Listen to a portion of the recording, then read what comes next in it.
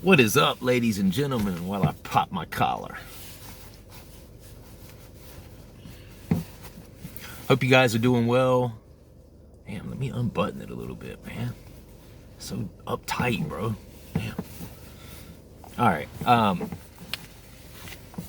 You guys aren't my work. You guys are just friends that I just talk to every day. It's a difference. When I go back to work, I'll button it up. Look like Urkel and shit. Hi, guys. Now I'm the professional Corey. I'm just... Oh, that's exactly how I talk to people at work, too. So anyway, if you're just happening upon the channel and you see how much content I have on the topic of Kratom and Kratom use, you should do one thing. I would do it for you. You know what you should do? Boop. Hit that subscribe button. That's all you got to do.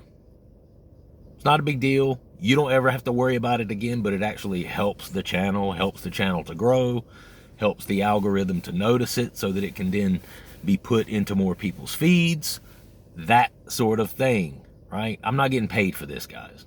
I've got 700 something subscribers, so it ain't money going in my pocket, but it is a show of appreciation for the time that I'm spending. Okay, and I've had a lot of people say, hey man, just the platform alone really helps me. You can get on here and talk about this stuff.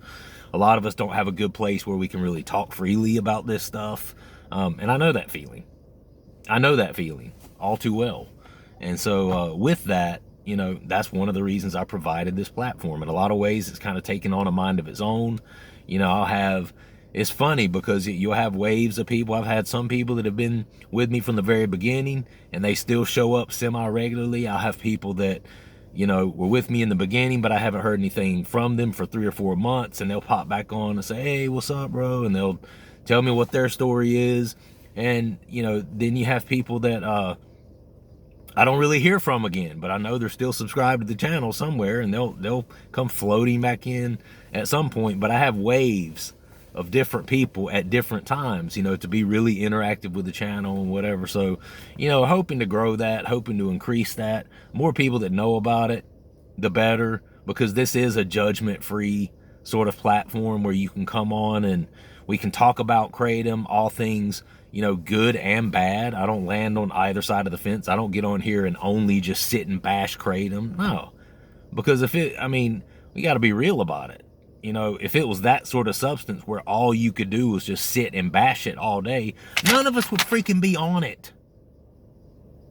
Let me make that clear to anyone who, thinks that, oh, well, if you say anything, if you even indicate that Kratom's not the devil, then your channel's doing this, or your channel's doing that, or your channel's teaching people how to be better Kratom addicts. Like, what? You're telling me Kratom has no benefit, short or long term? Because if that's the conversation, I'm in the wrong conversation. You're in the wrong conversation, bro. If it didn't have any benefits, short or long term, nobody would be freaking using it. You wouldn't have millions of people across the nation that have now become physically dependent upon Kratom. Right? You wouldn't have that. Because it's no good. Nobody likes it. Every substance has something that is a benefit. Now, the problem gets to be, especially with a substance that you develop a physical dependence on and that your tolerance increases, the problem becomes that it gets to a point where people are using it so much, so often, that then the cons start to outweigh the benefits, right? And that's when it's a perceivable problem for someone. That's when somebody gets online and they're like, damn, I noticed I didn't sleep worth a shit last night. And then I also, that just happens to correlate with I didn't take any Kratom earlier today. Damn, I wonder what that's called. Look it up. Oh. There can be physical withdrawals associated with Kratom? Thought that was only heroin. I thought that was only from like morphine or pain pills. I didn't think you could get withdrawals from some plant that they openly sell in gas stations. Really? Oh, hold on. Let me look up. Let me verify this. Go to the second source. Whoa. Opioid replacement. Huh. Who knew? I mean, I'm just saying. I'm just saying. A lot of people don't even know. They just kind of trip and fall and like swallow some kratom and they're like, oh shit. Damn, this feels good. They got this at the gas station? Damn, this is crazy. I'm getting high from something that I got from the gas station. You know, this is great. You know, it's legal. I don't have to worry about getting busted for it. I don't have to worry about a cop, you know, in my state stopping me. What are you doing with this kratom, son? I smell kratom in this car, boy. You mean you don't have to worry about that either? You don't have to worry about going to jail and them confiscating your shit? Sir, I'm gonna have to take all your kratom from you. Like, patting you down looking for kratom pills. Is that an MIT in your pocket, boy? Or are you just happy to see me?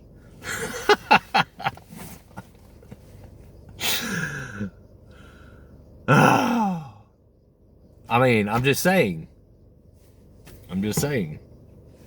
So anyway, I did 15 grams yesterday. That was good. I didn't have any issue with it. I still am supplementing with the agmatine as well. I took a couple of the L-tyrosine yesterday because the agmatine is, from all the research that's been shown, it acts on like the GABA receptors and stuff like that, in which a lot of those are primarily responsible for the type of withdrawal symptoms that you're feeling. It's because those GABA receptors are affected, right? And one of the things that they say agmatine really does in the vein of helping decrease the severity of the withdrawals is interacting with that glutamate and the GABA receptors, all that stuff.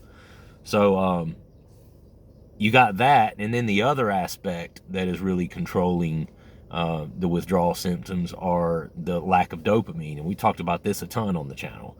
You know, you're getting that extra hit of dopamine regularly when you're using the kratom. So as you pound your body and you pound your brain with that, your brain essentially begins to down-regulate the production of dopamine, which means they've shut down the factory and been like, okay, we don't need 3 shifts anymore. You know, we ain't got enough work for that. We ain't got enough dopamine to process. You know, we're just going to first shift. Second shift, third shift, y'all go on home. You know, we don't need as much dopamine, right? Because you're getting all this extra influx of it via the kratom, right? So what L-tyrosine does is it's an amino acid that plays a very, very important part in your body's ability to be able to manufacture and make and structure dopamine, okay?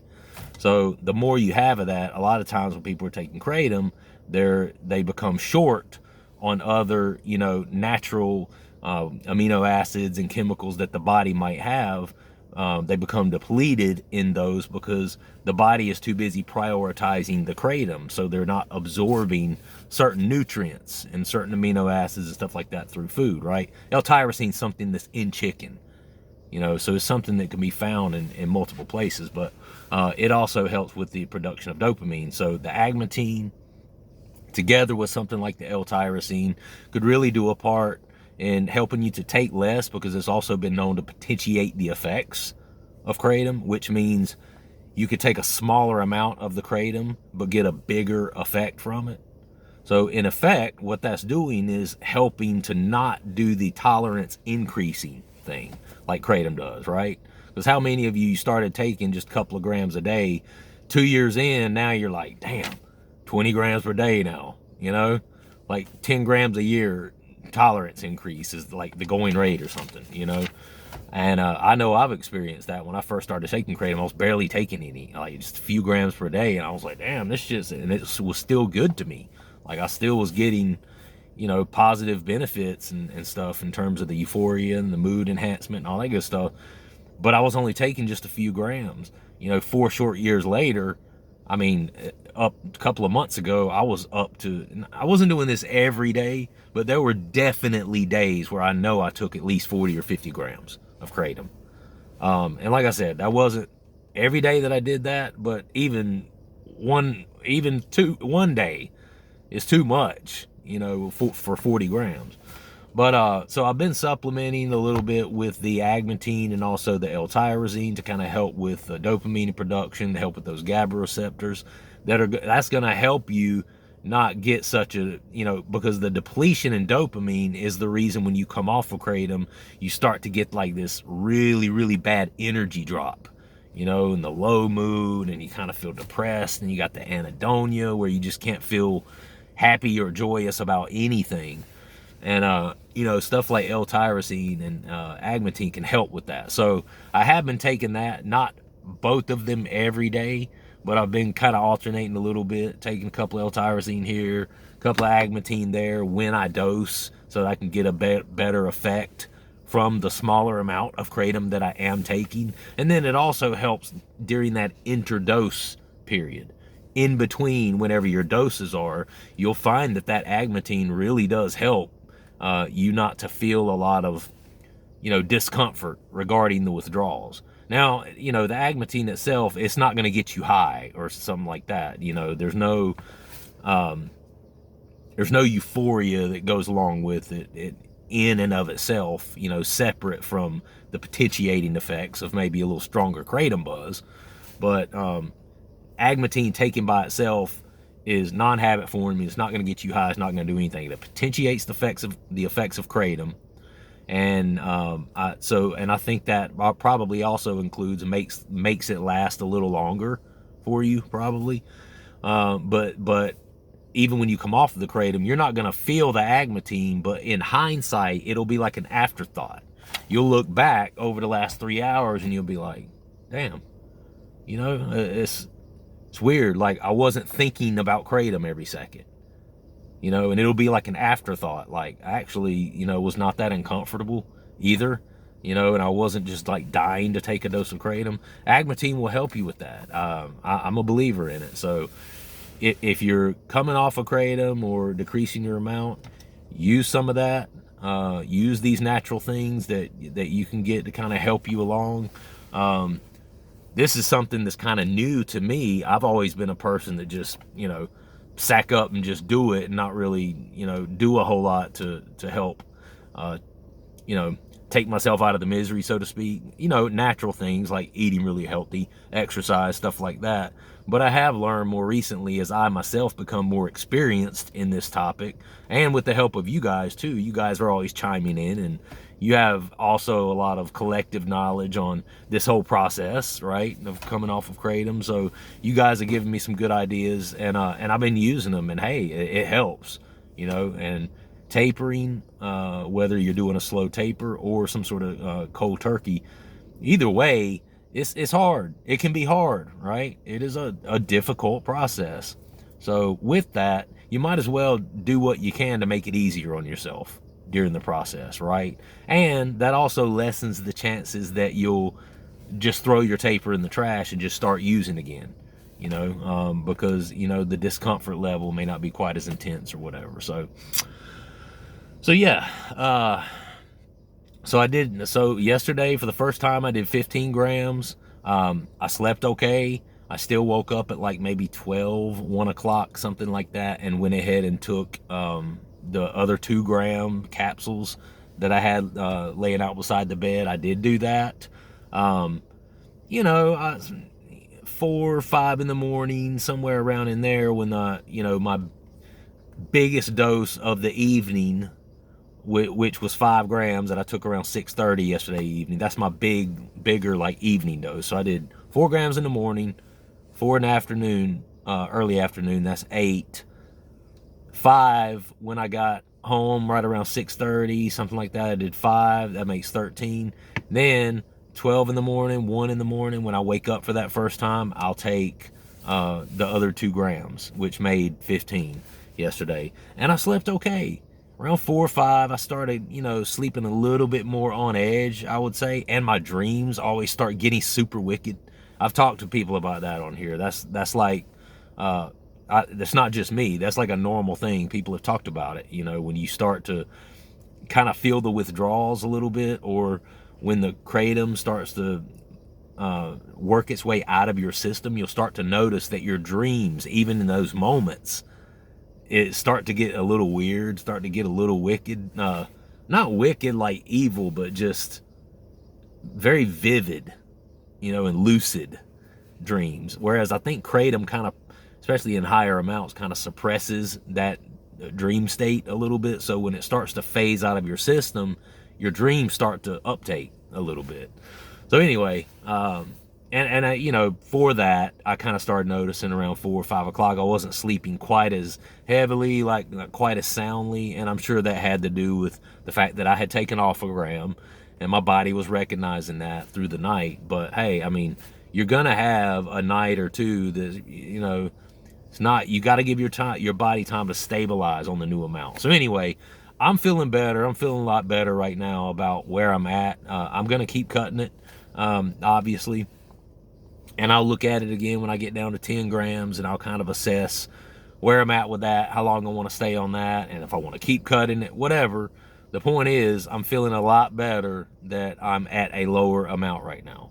And I can tell you, when you're locked into this mode where you're taking it every 2-3 hours, just willy-nilly, and you're taking amounts like 40-50 grams, you don't realize how much that really brings you down a notch, until you get on the lower amounts. And then as they get, with kratom, I've heard people say this, and it's absolutely true: less is more.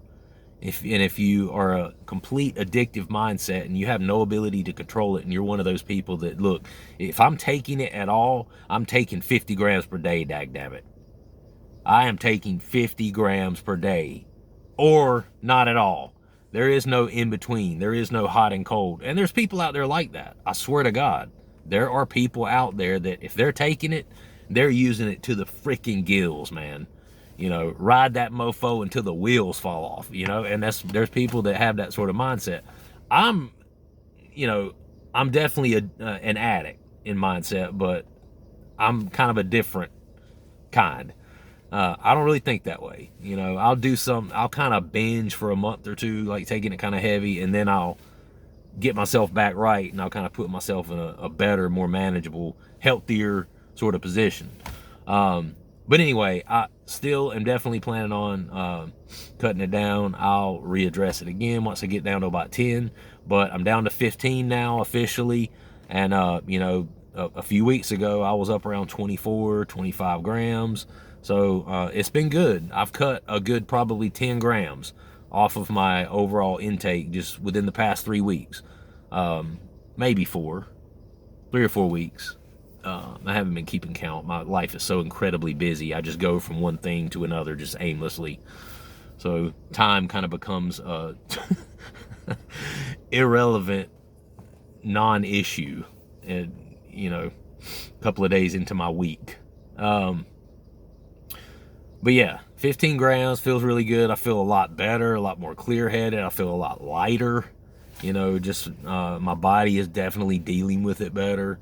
I've noticed my skin has improved some. My hair quality has improved some. Even my hay fever, just my allergies have improved some just by not taking such a large amount. Because it's not that kratom itself is so incredibly bad for you. It's just that when you start taking such high amounts of it, anything in high amounts, your body just can't process through it all, and your body struggles to process through just the sheer amounts that you're giving to it. And it's like that with anything. I use the scenario all the time. Vitamin C is good for you, but if you drink a whole half gallon of orange juice, you're gonna have the backdoor trots, bro. You're gonna have the shits, all right? You're gonna have the you're gonna light that freaking toilet up like no other. You are going to be the shit star if you drink a gallon of orange juice, but vitamin C is good for you, right? not in incredibly high amounts, it's absolutely not. It can be toxic. Kratom's no different. Kratom's no different. And, you know, the tricky part about the Kratom is it's more addictive than is orange juice or vitamin C, right? Obviously, we all would agree with that. So I'm not, you know, trying to make an unfair comparison there, because Kratom is obviously the more addicting of the two. But that's also why it becomes more of an issue for a lot of people, because you've got this addictive component to it, and then you've got addictive behavior people taking it. And so when you mix those two together, the fact that it's addictive and the fact that this person's an addict, you mix those together, it just gets bigger and bigger and bigger and bigger, and they feed off of each other, you know, and they are, it's a reciprocal relationship, you know. I got the substance that's addictive, and you're the person that gets addicted really freaking easily. And just bigger and bigger and bigger, and that's the way the addiction proceeds, right? And you know, some of us are just built different. You know, there's people out there that can take it and not really get a big effect from it, and they're like, you know, it's cool, but I'd rather just, you know, drink a glass of wine in the evening or something. That's how my wife is. She'll take a little Kratom in the morning with her coffee to kind of get her up and going, give her some energy. But then she'll come home and she won't take any more Kratom. You know, she might have a glass of wine or something like that while she's cooking dinner for her family. She won't go back to the Kratom. So everybody's not the same regarding this stuff. I've said that millions of times. I'm going to read a couple more comments. At Seeking Freedom 9020, you know, in the future, if you ever need a way to stay awake late into the night, just don't take any Kratom for that day. LOL. Yeah, that'll do it. The insomnia should help you stay awake. I always thought about that. Like if someone desperately needs to be awake for 3 days straight for whatever reason, just get yourself addicted to opiates and then stop cold turkey. Or if you're in the world of Freddy Krueger and you're addicted to opiates, just stop taking them and you don't have to worry about drifting off to sleep and having Freddy kill you in your dreams. Oh, hell yeah. Yeah, bro. You've got the freaking answer, man. Dude, just imagine if Nancy would have known that in the original Freddy Krueger. I remember Nancy. Oh, that was such a freaky movie for like an early 80s movie. Or was it 90s? I can't remember when Nightmare on Elm Street first came out, but it was probably late 80s maybe. I don't know. All I know is I'm an old bastard and I saw the original. And the original at that time, it broke ground, man. It was pretty freaking scary for a movie that age of its time. I mean, I can still watch it today, 30 years later, and be like, damn, yeah, it's creepy. After a while, obviously, the sequels and stuff started getting just downright silly. I mean, that and the Jason Voorhees Friday the 13th franchise. After a while, it's like a horror comedy now. Like, what the hell am I watching right now? I don't know. They try to make it more like mainstream, I guess. I mean, you can't, surely they weren't trying to make it like a family movie. I mean, freaking Freddie Mercury, who, yeah, anyway, that ain't no family movie. But anyway, yeah, you're absolutely right, dude. That is one way she could have absolutely stayed awake. She would have had no trouble dreaming, and Freddie would have absolutely not gotten her. For at least 2 weeks. For at least 2 weeks. After 2 weeks, she better hope Freddy Krueger goes away, because she'll probably start falling asleep again. But yeah, man, that was a good comment. I got a good chuckle out of that. At Austin Nettlebeak 4876. Yeah, Austin. Thank you, bro, for the update. He's off completely from Kratom now. Update as promised. Now on day 4 of no Kratom after tapering from 30 grams per day to 0.5 over 41 days. So this guy was taking 30 grams of Kratom per day, and in a 41-day period came completely off of it. That's getting it, bro. That's getting it.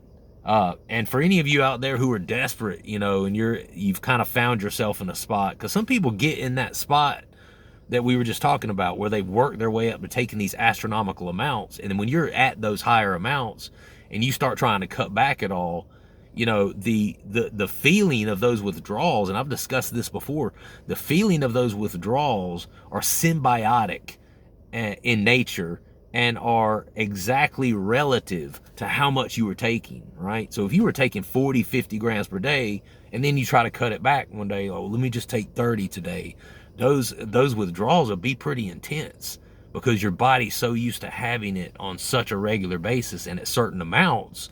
You know, your body will start screaming at you, and you will start being pretty damn uncomfortable. And then people feel like they get caught in that, you know?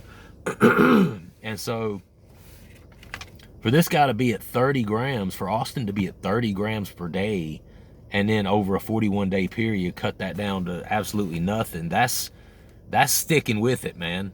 And you got to respect that. And that should give hope to anyone out there who's up to a large amount of it. Like, it's doable. It is doable, guys. You just have to, you kind of have to put your mind to it, you know, and tell your little, tell the pansy section of yourself. We all have a pansy section. I'm not pointing fingers. We all have a pansy section.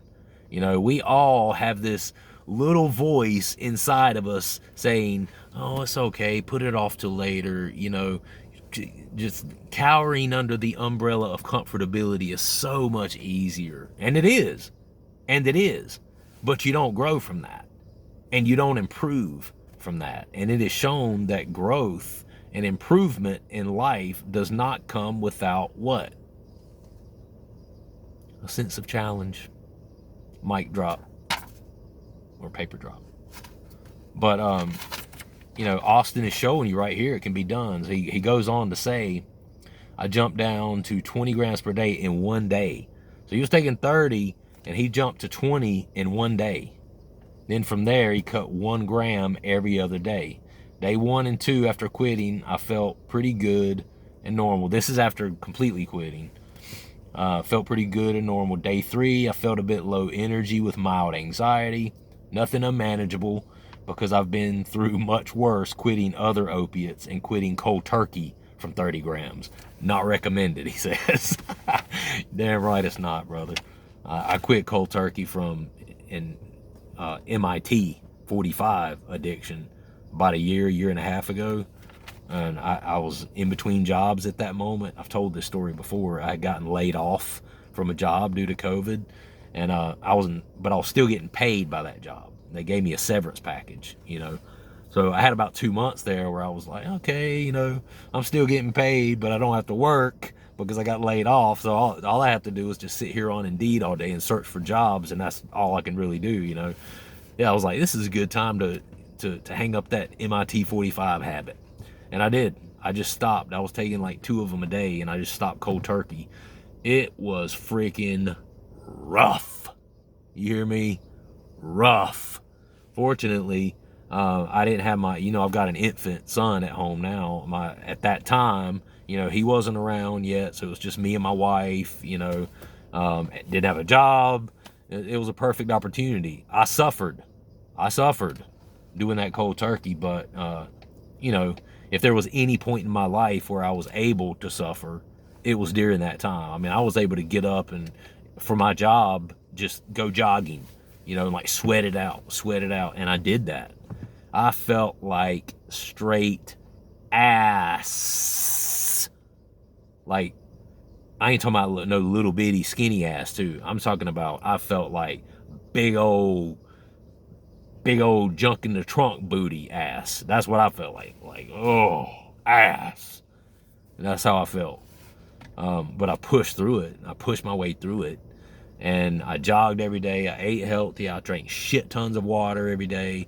And I still didn't sleep for right at 2 weeks. No kidding. I think after 11 days, I finally started to like doze off some. So like, by example, after about 11 days, I remember maybe getting an hour or 2 of sleep throughout the night. And then on day 12, I probably got a little more, you know, maybe 2 hours. Day 13, I might have gotten 3 hours, 4 hours of sleep. And then finally, right around the 2 week mark, I remember completely getting a full night's sleep and not waking up at all. And that was without any Kratom in my system for probably 2 weeks. Shit's hard, bro. Anyway, that was a kind of sidebar, but yeah, Austin, he nor I recommend the cold turkey. Since I've been quit, I've made every effort to just stay as busy as possible the whole time, both, and keep my mind off Kratom, and because getting shit done feels good. Yes, it does. I'm noticing that executing tasks, chores, comes more naturally for myself off of Kratom. So that's been a win-win. I'm genuinely doing this because I want to experience what full sobriety feels like. I basically have no idea how it feels as a 37-year-old adult. Whew, man. Yeah. Bro, we can, there's a lot of us that can relate to that. That resonated with me. I know it probably did to a lot of you guys at home too. Try 47 and not really knowing what it's completely like. But anyway, so far I'd say the biggest benefit is that I'm having a much easier time connecting with my girlfriend and family, and it feels so pure and real. That's awesome, bro. Austin, that's awesome, man. I'm so glad to hear this. That alone has really inspired me to keep going for now, but I know that the battle is not over. Deep down, I just want everyone who is doubting their ability to quit or cut back that it is fully possible, and it is far from a fully negative experience. Tapering is the way for me. Harness the power of small steps and time in capital letters, as leverage to positive change. When ready, he put in parentheses. Yeah, thank you, brother. I appreciate you approaching it that way. This is a guy who gets it. He's not a holy roller, you know, I hate to say Christian because I don't want to get, it's not nothing Christian, but he's not a holy roller sobriety guy, you know, an AA, NA going around pointing and judging other people all the time. You know, he understands that that's not the way to win souls for sobriety. You know, the way he said it here, that's the way you win souls for sobriety. You know, he's choosing to find all the things that have improved. You know, he could choose to sit and focus on how much shittier it is and how much more challenging life is without the Kratom. Because I'm sure in some ways it is still, you know, and he's probably having cravings and stuff like that. But he chooses to look at the things, look at the ways that it's gotten better and count those blessings, right? And put those notches on his list, you know? And I think mindset is everything, and I think that Austin has the right mindset for it. And I appreciate you writing this, because unlike many AA and NA, you know, setups where you go in there and you just hear people just sounding depressed about their new life of sobriety, you know, it's sometimes depressing. And I've had other people tell me that's also been their experience in meetings like that, which I'm not throwing off on those. There's a time and place for them, and I think they're necessary for a lot of people. But this is what I want to hear, brother. This is what I want to hear. This guy who's being real, like, yeah, it's hard, yeah, it's challenging, but look at all these improvements that are being made in my life by being completely off of it. And you know what? That's being a good steward with that information. That's being a person who is mindful of the way that people learn and the way people become inspired. You don't become inspired by somebody pointing their finger at you and making you feel about this big because they're off of Kratom and you're still using it. That's not the way you inspire people. This is how you inspire people, giving them a representation of how it's helped you. That's how you inspire people. And then let them make their own judgment-free decision on whether they want to jump on the bandwagon with you or they want to keep trucking along doing what they're doing, trying their hand at continuing to use it. Let them make that decision. And Austin has, while at the same time letting you know there's a lot of good shit that's happened to me since I've quit. And I appreciate that, bro. It inspires all of us. It inspires all of us. All right, guys, I got to go. I love you very much. Like the video, subscribe to the channel, and leave a comment down below. Let us know your story. I'll see you next time. Peace.